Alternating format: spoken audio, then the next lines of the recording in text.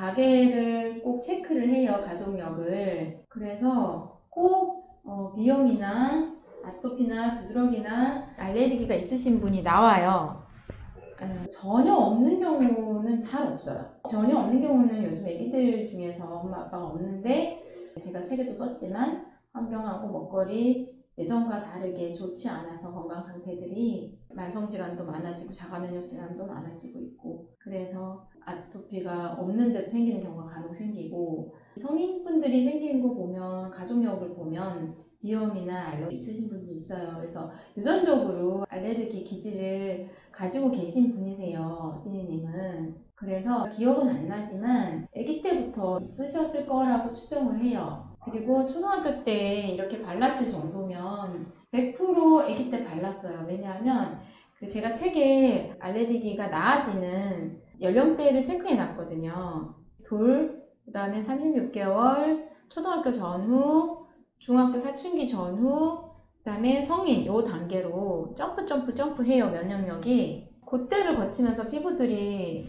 좋아져서 나아버리는 애들이 되게 많고, 거의 36개월 전에 애기들은 많이 없어지거든요.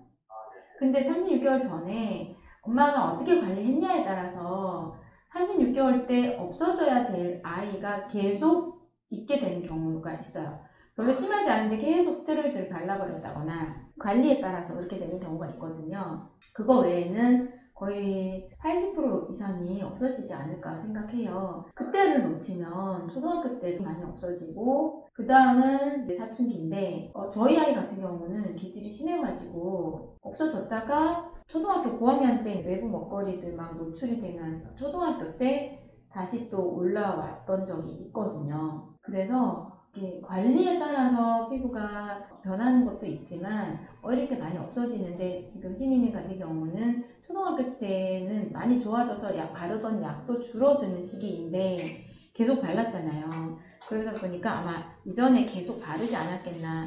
그리고 이렇게 바를 정도면 피부가 심했으니까 약을 계속 바르지 않았겠나. 심하지 않았을 것 같은데 올라오는 걸 계속 바르면서 점점 스테로이드로만 컨트롤을 하니까 어느 순간 초, 중, 고 지나서는 아주 오랜 수년에 걸쳐서 바르는 빈도와 양이 많아진 거죠. 근데 본인은 못 느껴요. 그죠? 못 느꼈잖아요. 아까 제가 여쭤봤는데.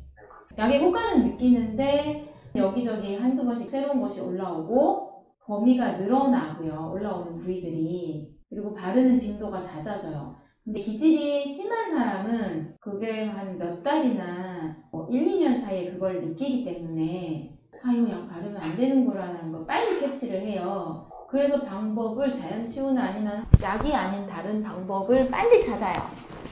근데 신이님 같은 경우는 거의 성인이 돼가지고 그때 가서 방법을 찾잖아요. 그러니까 심하면 그럴 건데 오히려 이런 게 나중에는 더 관리할 때 진짜 힘들거든요. 약을 많이는 아니지만 오랜 기간 동안 꾸준히 쓴 것도 많이 쓴 거나 다를 바가 없어. 오히려 이게 더 안 좋다고 보여지거든요, 저는. 그 기간 동안 내가 완전히 이거에 몸이 적응이 돼서 인공부신피질 호르몬을 떠날 수가 없는 거예요. 내 몸이 그거에 적응이 돼서 내 본연의 부신피질 호르몬을 만드는 기능이 잘 안 되거나 약한 거죠. 네, 그래서 제가 말씀 잠깐 드렸는데 28살 손이 잘 낫지 않으면서 돈을 계속 만지는, 돈이 되게 지저분한 게 맞고 지저분한 거 만지면 피부가 심해지는 게 잘 낫지 않아요. 그러니까 약을 더 자주 발랐겠고, 손을 발랐지만 다른 아토피 피부가 손을 바름으로 해서 좀 덜 올라오는 경향도 있거든요. 컨트롤이 돼요. 컨트롤이 되는데 문제는 좀 더 자주 들어갔잖아요, 약이.